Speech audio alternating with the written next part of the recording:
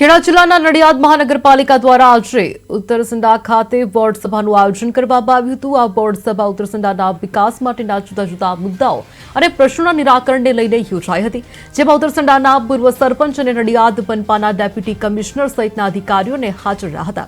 Nadiad મનપાના deputy કમિશનરે ખાતરી આપી હતી કે વિકાસની સાથે સાથે દરેક નાગરિકના પ્રશ્નોનું ઝડપી નિરાકરણ કરવામાં આવશે।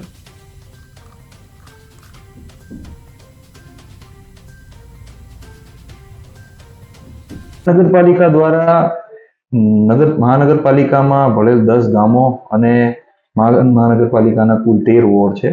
આ તમામ વોર્ડોમાં જઈને અમે લોકોને ખરેખર શું પ્રશ્નો થઈ રહ્યા છે, લોકોની શું અપેક્ષાઓ છે મહાનગરપાલિકાઓથી પાસેથી, એ બાબતે અમે સંવાદ કરી રહ્યા છીએ।